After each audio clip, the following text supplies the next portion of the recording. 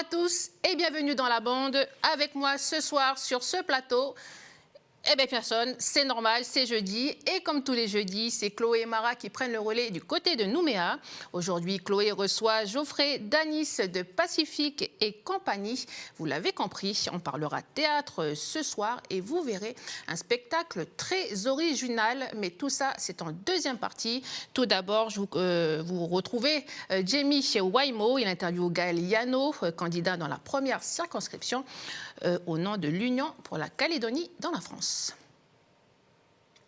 Gaël Yano, bonjour. Bonjour. Je rappelle que vous êtes candidat de la première circonscription aux législatives 2017. Est-ce que vous pensez avoir déjà accompli une partie de vos objectifs? Il y a encore beaucoup de Calédoniens qui restent indécis et qui ne savent toujours pas pour qui ils vont voter. Donc, dans le camp loyaliste, ils savent qu'ils vont voter loyaliste, indépendantistes, ils savent aussi. Mais au sein de cette famille, ils ont encore des hésitations et probablement qu'ils vont se déterminer dans cette dernière ligne droite. Vous avez pointé du doigt, là je cite une déclaration que vous avez faite, vous avez pointé du doigt le manque de clarté, vous avez pointé du doigt plutôt le discours ambigu des indépendantistes sur l'insécurité et la délinquance. C'est-à-dire? Oui, parce que je trouve que la sécurité, elle concerne tout le monde. Tout le monde veut de la sécurité. Et donc, eh bien, la montée de l'insécurité et de la délinquance concerne aussi tout le monde.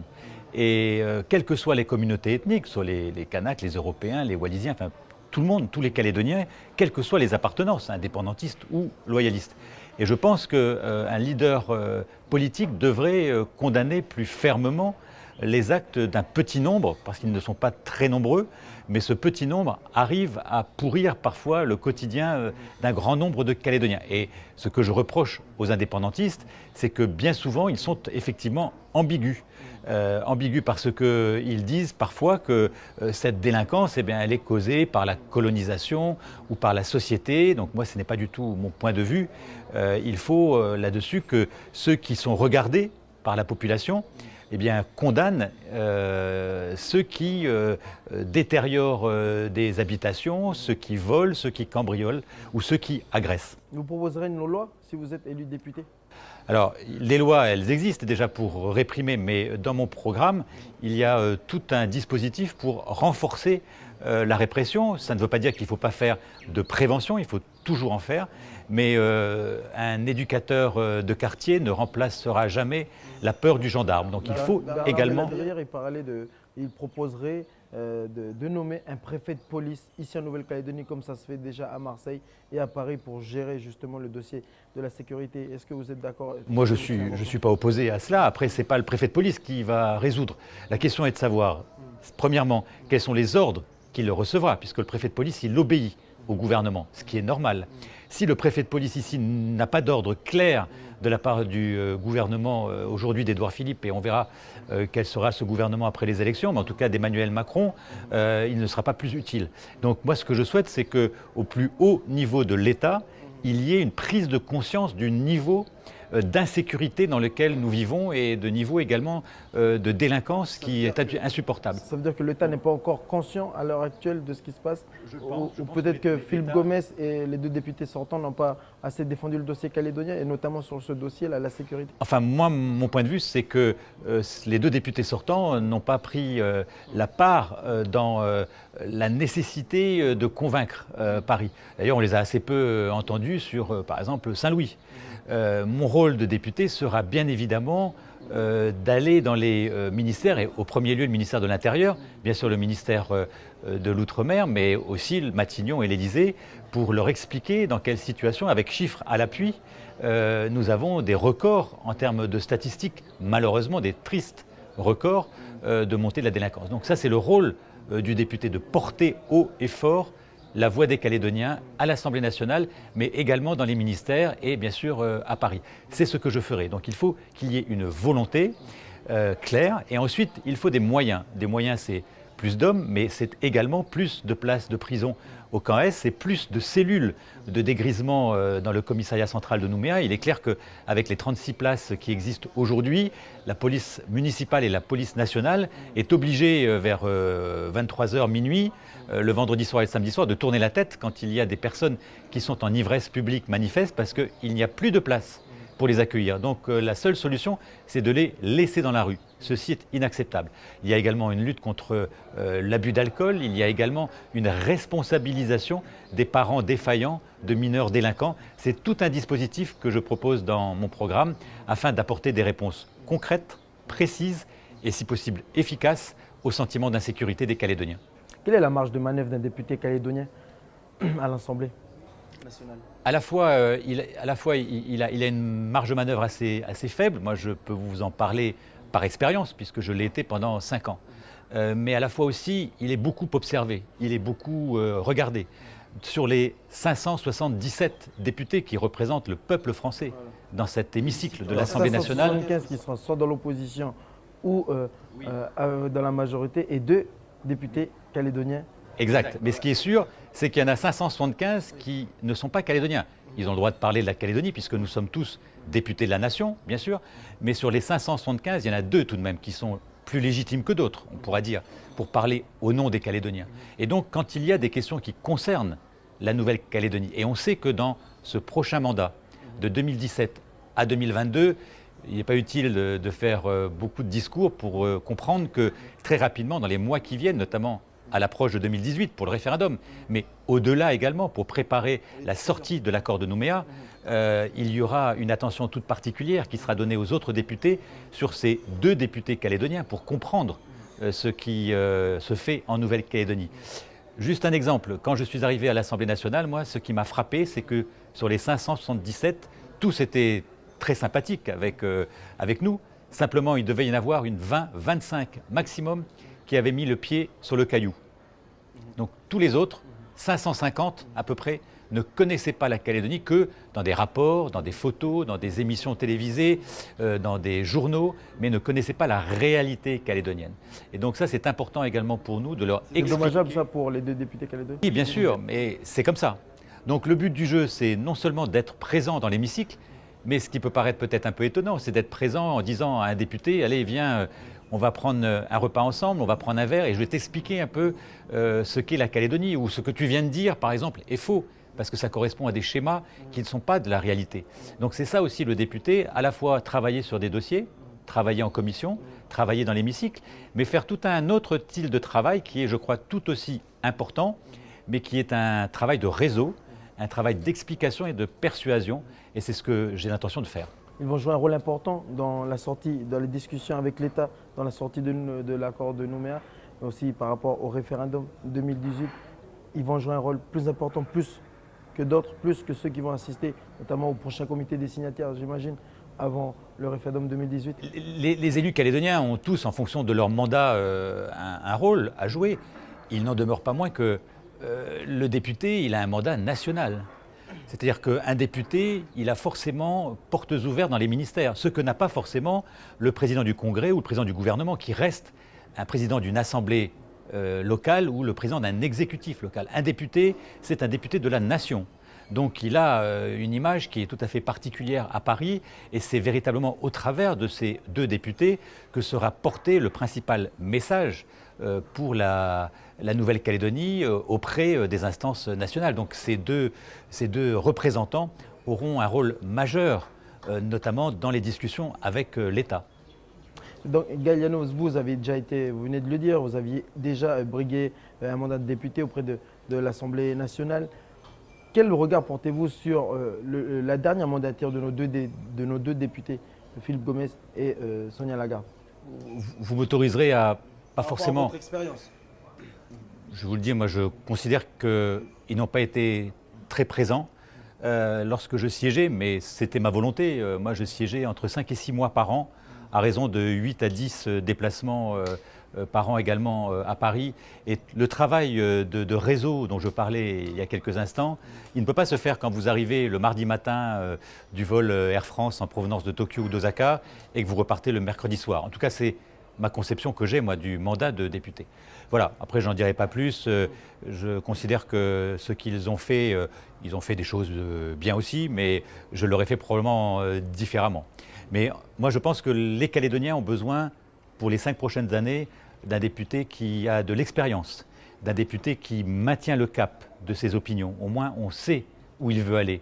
pas un député qui change de position tous les 2 ans au gré des vents ou au gré des opportunités. Un député qui sache également engager un dialogue constructif avec les indépendantistes et, je le répète, avec fermeté également sur ses convictions. Un député, et c'est ce que je m'efforcerai de faire, qui saura rassembler la famille des loyalistes, puisque à l'issue d'une campagne électorale comme celle-là, il y aura quelques cicatrices qu'il faudra résorber. Un député aussi qui, par son intégrité, contribuera à la moralisation de la vie publique. Voilà, ce sont tous ces objectifs que je souhaite proposer aux Calédoniens s'ils me font confiance, et je m'efforcerai d'être ce député-là. Alors justement, une dernière question par rapport à un terme que vous venez d'employer, le mot moralisation. Dans pas longtemps, Emmanuel Macron a proposé un texte, une loi sur la moralisation de la vie politique. Quel est votre regard sur cette loi? Moi, ce que je veux simplement vous dire, c'est que comment peut-on comprendre qu'un candidat peut se présenter à des élections alors qu'on ne demande pas un casier judiciaire vierge, alors que pour rentrer dans certains emplois, notamment dans la fonction publique, mais dans d'autres emplois, on exige ce casier judiciaire vierge. Ce que je propose, moi, dans mon programme, c'est que tout élu doit bénéficier d'un casier judiciaire vierge, et tout candidat également. Il faut qu'il y ait un devoir d'intégrité et un certain devoir d'exemplarité tout de même en termes de comportement. Et ça, c'est important. Donc si ce texte qui est en projet encore et qui n'est pas ficelé va dans ce sens, et je pense qu'il il aura bien sûr tout mon soutien.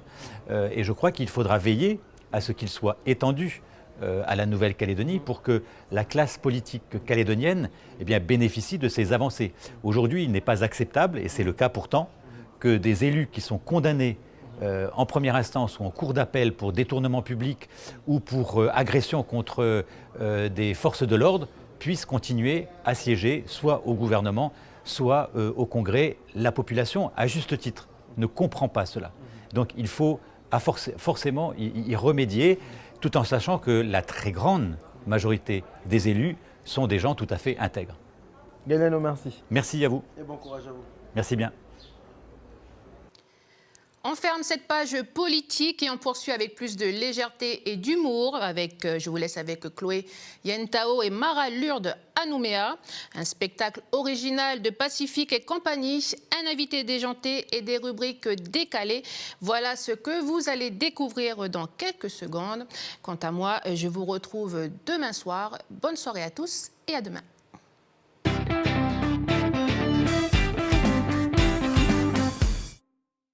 Combien le train du monde me semble lassant, insipide, banal et stérile. Ouais, pas toujours facile d'accrocher avec le théâtre, je vous l'accorde. Mais aujourd'hui, je vous propose de découvrir un genre nouveau avec la dernière création de Pacifique et compagnie. Du théâtre comme vous n'en avez jamais vu, un concept inédit dans un cadre idyllique. Voilà une raison tout à fait convaincante. Il faut se rendre à cela. Et oui Valère, je ne vous le fais pas dire, il faut se rendre à cela. Les comédiens de Pacifique et compagnie ont de bons arguments, vous allez voir. Jim et Joe, sommaire, je vous prie. Il y a quoi aujourd'hui? Mais avec grand plaisir, Dame Chloé. Qui est le retroubadour du jour? Oh, un peu de respect, Jim. C'est un comédien professionnel que nous recevons aujourd'hui. De la comédie française locale. Oui, enfin, faut pas exagérer non plus. C'est Geoffrey Danis, de Pacifique et compagnie. Et il nous parlera de la dernière création de la troupe. Anaïs, j'ai un truc à te dire, je reviens, je reviens après. Et bah alors, tu descends ou tu restes là-haut? À 12 ans, j'ai dû faire un choix. On se détendra juste après avec la rubrique Qu'est-ce que tu baves? Et l'expression du jour, c'est larguer ses claquettes. Ah ok, quand j'étais marin. Ah tu joues? Non, c'est notre invité qui va jouer après avec Chloé. Tu vas voir, c'est fin bête. Tu vois ce qui m'a donné envie là. Tourne la caméra de ton côté, vas-y, par ici. Et puis on fera un tour dans les méandres d'Internet pour une exclusivité mondiale. Mais il fait quoi le monsieur là? Mais il est fou? Non, il est pas fou, il fait de la com. Allez, c'est parti. Et C'est qui ça? C'est qui? Salut Geoffrey. Bonjour Chloé. Alors, tu es comédien professionnel, membre de la troupe de théâtre Pacifique et compagnie. Exactement. Alors, avant tout, est-ce que tu peux nous expliquer un petit peu comment s'organise la troupe Pacifique et compagnie au niveau formation? Déjà, on dispense des formations pour les petits, donc Oui. à partir de 7 ans jusqu'aux adolescents. D'accord. Voilà. Et ensuite, on a aussi des cours adultes, donc, qui se passent en 3 niveaux. Donc, avec le lundi soir, on a les adultes qui débutent dans le théâtre, auxquels on donne des clés du jeu, de qu'est-ce que c'est qu'être acteur, etc. Oui. On voit plein de choses différentes et on se base aussi pas mal sur l'improvisation, la spontanéité. Mhm. Le mardi, on a créé un atelier spécialement sur l'improvisation. D'accord. Donc là, c'est un peu plus le côté délire, vraiment, on improvise, on rigole, avec, on boit un petit coup quand même juste avant pour renforcer le côté Avec un peu modération. équipe et sympa. Et vous puis- organisez d'ailleurs des matchs d'impro. Et on fait des matchs d'impro, voilà, où on intègre des pros et aussi des amateurs, donc qui ont envie de se lancer devant plein de gens comme ça. Oui.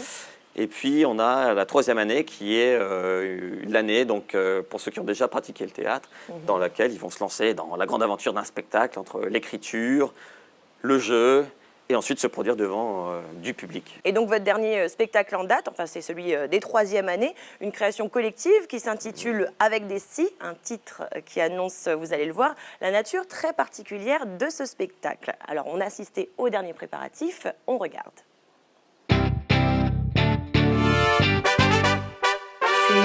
C'est comment? Je suis au Château Hagen et ce soir c'est la grande répétition générale des défrayés de Pacifique et compagnie. Les comédiens sont en train de se préparer, on va aller les embêter un petit peu.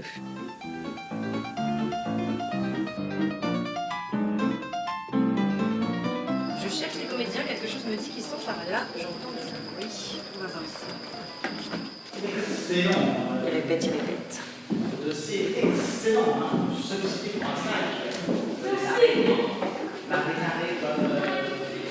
Et on continue la visite.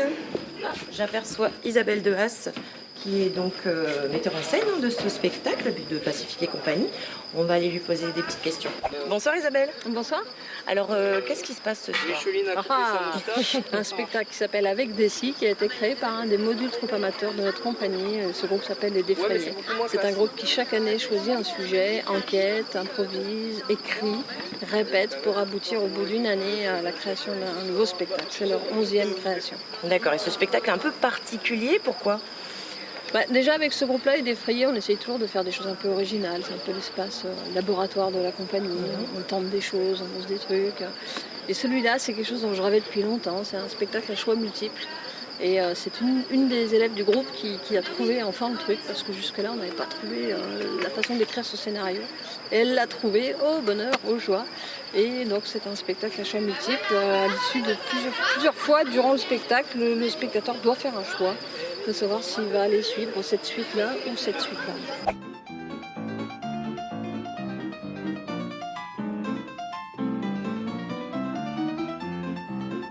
Bonsoir, vous êtes comédienne? Oui, bonsoir. Vous jouez quel rôle? Je joue le rôle d'Anaïs sur la première scène. Au début, elle a 50 ans. Est-ce que tu peux nous raconter un petit peu l'histoire de départ? Alors l'histoire de départ, c'est que Anaïs va demander au public de deviner les choix qu'elle a faits lorsqu'elle était jeune. Donc est-ce que je suis allée là ou là? À vous de choisir. Est-ce que vous allez faire le même choix que moi? Donc allez-y, vous pouvez rentrer, vous accompagner les spectateurs. Alors, laissez-nous vous guidassier. Guidassier, venez. On vous suit, guide. Merci. Allez-y, c'est comme ça. Ça y est, je me dirige avec le public. La répétition va pas tarder à commencer. C'est parti.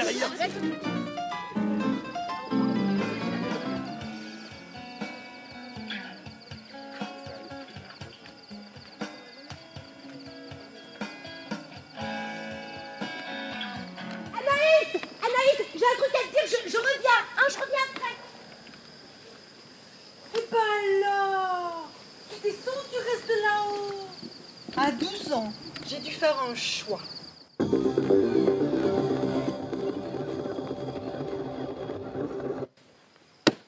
Monsieur Gilles Marais, le père. Oui, présent. Anaïs, c'est qui ton papa préféré? Qui ne te gronde jamais, qui te console quand tu te fais mal. Anaïs, soyons sérieux. Si tu viens avec moi, tu iras dans les meilleures écoles et on partira en voyage à chaque vacances. Ah, ma petite Anaïs, Mais on comprend ton désarroi. tu n'es pas obligée de faire ce choix. En attendant, notre maison, c'est comme la tienne. Comme un cocon. Ni au milieu de la nature. Et vous, quel choix auriez-vous fait? Le même que le mien ou allez-vous provoquer d'autres à venir? Si vous pensez qu'Anaïs doit aller vivre chez sa mère, dirigez-vous vers le château. Vous trouverez un plan dans cette boîte. Si vous pensez qu'Anaïs a choisi de vivre avec son père, suivez-moi vers les écuries avec ce plan.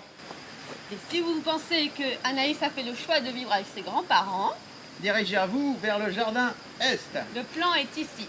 dans la boîte. Je pense qu'elle a vécu avec ses grands-parents. Voilà. On suit le plan. La mer, le père. Oui, je sais pas. Oh là là. Allez, on tente la mer. On arrive chez les grands-parents.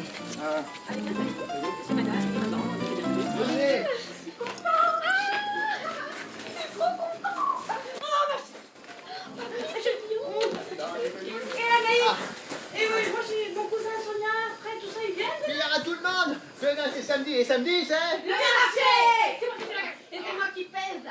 Bon, ben c'est bien. Le Québec, c'est là. Le Québec ou les grands-parents au Cabanon là-bas. Où est-ce qu'il est pas?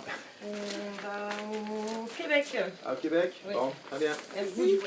Bien. Bonne continuation. Attention à la neige. Hein. Bon voyage. Voilà, la répétition générale s'est plutôt bien passée. Comment est-ce que le spectacle a été accueilli par le public? Plutôt bien, oui, parce que c'est un côté original. Les gens aiment se balader, assister à des scènes un peu partout et choisir aussi le scénario qui leur plairait. Le côté interactif. Le côté interactif, le côté choix. Je choisis mon spectacle, oui, ça leur a beaucoup plu. Ouais. Alors, avant de poursuivre, tu vas devoir te plier à une coutume de l'émission. Je vais te demander de jurer, de dire la vérité, toute la vérité, rien que la vérité, sans langue de bois, et ce, main sur le cœur, main droite levée. Promis, je pense à tous ceux qui pensent. Je jure. Voilà, maintenant que c'est fait, Geoffrey, tu es comédien professionnel. Oui. Entre nous, tu as des à côté, c'est pas un vrai métier. Comment tu peux en vivre en Calédonie? Eh bien, Chloé, je te jure que j'arrive à en vivre, promis. Mais par contre, on est obligé de faire plein d'activités différentes pour pouvoir en vivre, c'est vrai. Même des choses que t'aimes pas? J'aime tout. Joker. Ah. Non, même pas On a Joker. dit sans langue de bois. Non, je ne prends pas, j'ai pas de langue de bois. J'aime tout dans le théâtre et j'ai la chance de faire du théâtre en Calédonie et d'en vivre. Alors, je crache sur rien du tout parce que c'est une grande chance dans une vie de pouvoir faire ce qu'on aime tous les jours. Je te taquine, mais effectivement, on peut facilement imaginer que c'est beaucoup de travail. Et puis bon, là, vous avez fait fort aussi avec ce concept de pièces, enfin de spectacles à choix multiples. Ça devait être un gros challenge en tant que comédien, non? C'est un gros challenge déjà pour ceux qui ont écrit, qui ont choisi ce concept. Les troisième années, donc les troisième défrayés. années, les défrayés, c'est ça. Donc gros travail d'écriture justement, et ensuite un gros travail aussi pour coordonner tout ça, faire en sorte que ça corresponde, qu'on puisse aller choisir une voie dans le scénario, revenir et essayer un autre scénario, puisque c'est le spectateur qui choisit effectivement les choix d'Anaïs. Ce type de mise en scène, ça demande aussi d'avoir un cadre particulier. Hein. On ne peut pas présenter cette pièce dans un théâtre traditionnel. Et quoi de mieux que le Château Hagen? Le Château Hagen, c'est quand même un lieu particulier. Et d'ailleurs, merci au directeur qui nous l'a mis à disposition, parce que ça permet aussi de voir du coup la vie d'Anaïs en Calédonie, dans un lieu qui correspond à l'époque. Oui, on l'a vu, donc il y a plein de petits sites. Ça doit demander une bonne condition physique. Du coup, vous courez entre les scènes. On est des vrais sportifs de haut niveau, quasiment. Et on travaille la voix également aussi. Et tel des sportifs, justement, on a assisté le soir de la répétition générale à un échauffement. Je ne savais pas qu'il fallait s'échauffer avant de monter sur scène. Je te propose qu'on regarde ça. B, A, B, C, D, E, Raté, les gars. Ce sont les fameux défrayés, les comédiens de 3e année de Pacifique et compagnie. Et ils sont en train de s'échauffer, puisqu'avant un spectacle comme avant une compétition, il faut s'entraîner, s'échauffer la voix et le corps.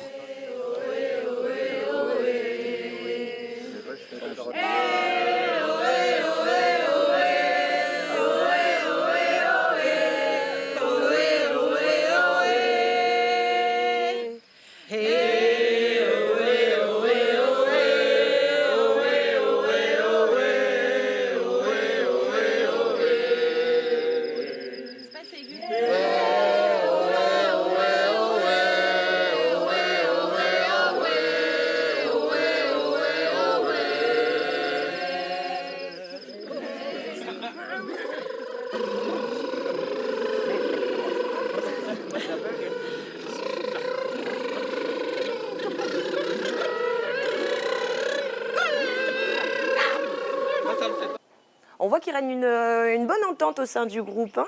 Il y a une bonne ambiance et puis vous vous prenez pas trop au sérieux. Il y a quand même, vous déconnez un petit peu quand même. Est-ce que c'est une qualité nécessaire justement pour être comédien au sein de Pacifique et compagnie? Il faut savoir se lâcher complètement. Certaines personnes viennent pour ça, justement, pour essayer de débloquer le petit verrou qui fait qu'on a envie de déconner. Mais en général, on est une belle bande et on aime bien rigoler ensemble. Il faut savoir aussi réagir du tac au tac, j'imagine. L'improvisation, tu le disais, c'est un des objectifs principaux de vos formations. C'est l'improvisation qui est nécessaire pour ce... L'improvisation, on l'utilise beaucoup, surtout pour créer la pièce, exactement. Pour qu'il y ait de la spontanéité, justement, l'improvisation, ça aide bien à créer les dialogues, de sorte à ce qu'il soit au plus proche du réel aussi. Ensuite, le mieux quand même, c'est de rester au plus proche du texte. Parce que ça peut vite partir en live. On n'est pas tous contrôlables à ce niveau-là, quoi. Moi en particulier, donc j'en voudrais à personne, mais le mieux quand même, c'est de respecter les scènes qui sont en plus timées dans ce spectacle pour respecter effectivement les échanges. Quand une scène est finie, hop, on switch avec une autre. Donc il faut aller plus vite que le public, en fait. Il faut courir. C'est pour ça qu'il faut avoir une formation sportive. Hein. C'est qu'il faut se changer très rapidement, il faut être transformiste quasiment, et ensuite très vite rattraper le public. Et ensuite, pour être prêt quand il est là à vous voir jouer. Quels sont vos projets à venir? Vous travaillez là sur d'autres spectacles? Oui, alors on a vraiment deux grosses dates qui arrivent. Donc le match d'improvisation, Place des Cocotiers. Donc c'est notre partie un peu où on donne au public un spectacle gratuit, donc au kiosque. Et puis on a aussi... Ça, c'est un rendez-vous régulier, ça? C'est un rendez-vous tous les 3 mois, ouais, c'est un peu notre marque de fabrique, le match d'impro. Et puis on a aussi un spectacle qu'on écrit pour Chibaou, donc qui s'appelle Ecclésia, qui se jouera fin août. Ecclésia? Ecclésia. L'église? C'est bizarre. Non. Ah, ça ressemble un peu à ça, mais en fait... Ça n'a rien à voir? Ça a pris ce nom-là, mais en fait, l'Ecclésia, c'est une origine grecque. Et en fait, c'est l'assemblée de la société.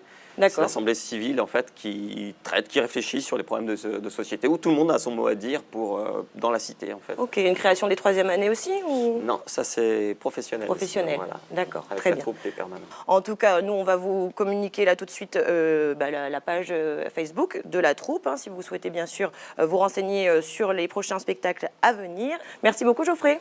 Avec plaisir, merci Chloé. Alors on va se détendre un petit peu maintenant, si tu veux bien. Ok, ça me va. Bon alors tu sais, ici au pays, on a une... Maintenant tu peux te relâcher complètement. On a une manière bien particulière... Ah oui, quand même. Ici, on a une manière bien particulière de parler, tu le sais, donc avec des expressions bien fleuries. Quelle est ton expression locale préférée?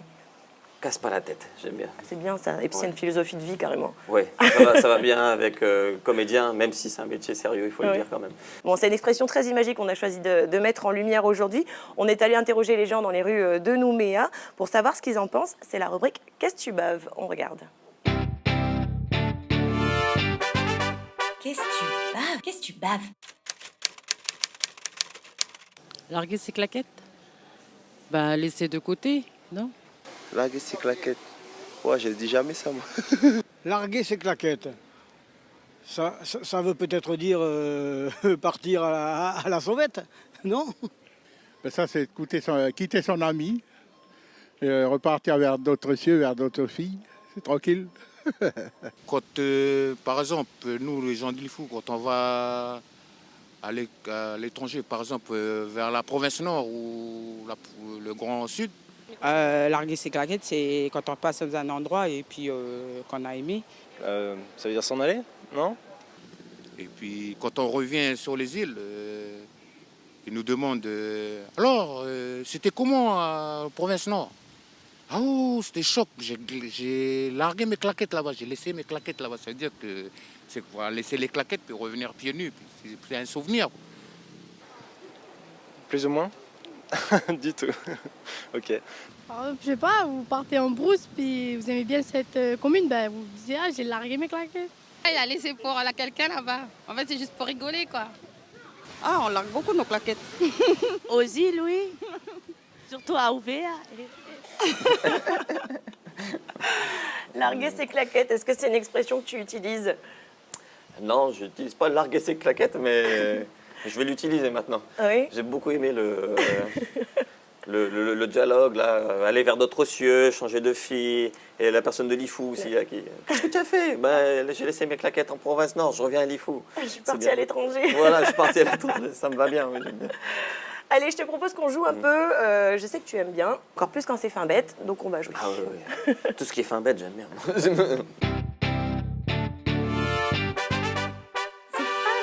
Fin bête. Alors Geoffrey, je te propose de mettre en lumière tes talents d'improvisateur. Oui, alors vous nous avez inspiré avec votre spectacle à choix multiples. Donc on t'a préparé une interview à choix multiples. Tu auras donc des choix à faire sur la manière de répondre à mes questions. Ok, vas-y, je suis prêt. Ok, donc alors, pour ma première question, tu vas devoir y répondre. Alors tu as deux choix, soit à la manière d'un ivrogne, Oui. soit à la manière d'une star de cinéma, pas ivrogne. D'accord, on c'est peut vrai que mélanger c'est les pas deux compatible. aussi. Si tu veux, si t'es inspiré, mais bon, pourquoi pas. Alors, tu es prêt à écouter ma première question? Vas-y, je suis prêt. Qu'est-ce qui t'a donné envie de faire ce métier? Tu veux un petit temps de préparation? Non, ça va aller. Ben, en fait, toi, ce qui m'a donné envie, là, tourne la caméra de ton côté, vas-y, par ici. Ce qui m'a donné envie de faire du théâtre avant tout, c'est surtout donner du plaisir au public. Tu vois ce que je veux dire? Bon, c'est donner... Il n'y a pas de champagne ici. C'est de faire plaisir aux gens, les faire rire surtout avant tout. Et puis voilà, faire rire, être sur scène, donner du plaisir, jouer. Ça, c'est très important de jouer. C'est du jeu avant tout. Mais ça se travaille quand même. Est-ce que tu peux mettre la caméra pour faire un truc comme ça? Bravo, quel altruisme, quel don de soi. Deuxième question, tu vas devoir y répondre soit à la manière de La Fontaine, soit à la manière de Shakespeare. Waouh! Un gros défi qu'on te lance là. La Fontaine et Shakespeare. Oui. Et là, c'est une question précise que je te pose. Enfin, précise, oui. Raconte-nous ton parcours professionnel. Eh bien, écoutez, avant tout, au départ, j'étais une petite souris, j'ai envie de dire. Et puis la souris s'est baladée, elle a fait diverses choses. J'ai travaillé en tant qu'ingénieur, j'ai fait des études de géographie, d'urbanisme et d'environnement. La petite souris a découvert la pâture verte et verdoyante, jusqu'à ce qu'elle arrive en Calédonie, à travers un navire qui s'appelle un avion. Et ensuite, elle a découvert l'univers, une nouvelle prairie, une savane, je dirais. Et la petite souris a grandi, elle a rencontré d'autres animaux, des cerfs, et également d'autres animaux locaux. Et c'est comme ça que j'avais envie de changer de métier. Et la souris est devenue rat des villes, est devenue rat des champs. Ah, c'est beau. Voilà, c'est beau. C'est la morale de cette histoire. Pour vivre, choisissez la vie que vous avez envie de vivre. Bien joué. Et merci Isabelle aussi de m'avoir offert l'opportunité de devenir professionnel. Bien joué pour cette deuxième question. Là, je te propose donc un troisième choix. Tu vas devoir y répondre soit à la manière d'un enfant, soit à la manière d'un film d'horreur. On est dans un film d'horreur. D'accord. Et la question est, quel est le souvenir le plus marquant de ta vie professionnelle? On peut mixer les deux. Tu as aussi. 3 heures. Non, oui, tu peux mixer les deux si tu veux. Ok. Un enfant d'horreur, Chucky. N'aie pas peur, Chloé. Je ne te ferai pas de mal. Je répondrai à ta question. Alors, donc, l'élément le plus marquant de ma carrière, toute petite carrière dans le théâtre, c'est ma rencontre surtout avec Pacifique et compagnie, qui m'a permis d'être professionnel et aussi de faire plein de spectacles, de me donner l'opportunité d'écrire, de jouer, de me donner un spectacle, de jouer avec le public. Ah, t'es fort, bravo. Et si tu veux venir nous rejoindre, il n'y a pas de souci, Chloé, tu es la bienvenue. Tu as fait peur. Même moi, je me fais peur. On s'ennuie pas en tout cas. Merci beaucoup de Avec t'être prêté plaisir. au jeu. Merci à toi. On passe tout de suite à la rubrique C'est net. C'est net. C'est net. On t'a préparé une petite compilation de vidéos trouvées sur le net. On la regarde tout de suite.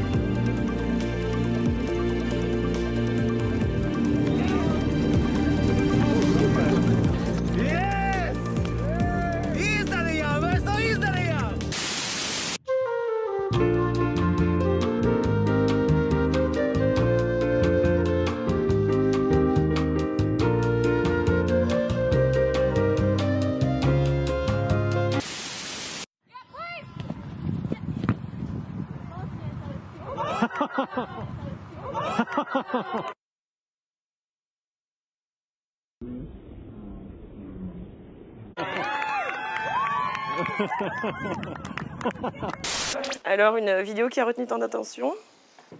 Quelle souplesse de l'arbitre. La souplesse de l'arbitre surtout. J'aime bien le football et j'avoue que j'aimerais bien faire un truc comme ça un jour. Et les costumes roses, moi je te vois bien un petit en boing boing. J'aimerais bien me balader avec ça dans Nouméa. Mais en plus tu passerais inaperçu, c'est sûr. Bon alors, Geoffrey, c'est quoi ton dels? C'est quoi ton dels? Ah, j'ai envie de partager un coup de truc cœur. voilà, avec des filles que j'aime beaucoup, qui sont vraiment bien délire, quoi, et qui se lâchent à fond sur scène. C'est Maïté, que tout le monde connaît. On adore. Sam. Et elle est accompagnée aussi de Célia. Donc, elles ont fait Massacre à la tronçonneuse. À la tronçonneuse aussi. Mais non. Massacre à la princesse. Voilà, c'est encore mieux ça. Et c'est encore plus trash. Voilà. Et du coup, ben, voilà, je voulais leur dédier un peu le coup de cœur d'aujourd'hui. Un super spectacle qui, on l'espère, sera joué encore et encore. J'espère aussi, ouais, parce qu'elles sont vraiment bon délire. Ouais, c'est vrai que c'est un spectacle à ne surtout pas rater. Merci en tout cas d'avoir été avec nous. Merci à toi. Tu as relevé brillamment le défi qu'on t'a lancé dans notre séquence C'est fin bête. Prochain rendez-vous avec Pacifique et compagnie, donc ce sera en août avec Ecclesia. En août avec Ecclesia, Chibaou. Au Centre culturel Chibaou, et puis les matchs d'impro. Comme d'hab. Tous les 3 mois. Au kiosque, en famille, avec tout le monde. À la place Gros des délire. cocotiers. Voilà. On se rend sur votre page Facebook pour se tenir informé, bien sûr, la page Facebook qui s'affiche encore. Bon, j'espère que vous avez passé également un bon moment avec nous. Quant à moi, je vous retrouve avec plaisir dès la semaine prochaine. Taltoul. Salut.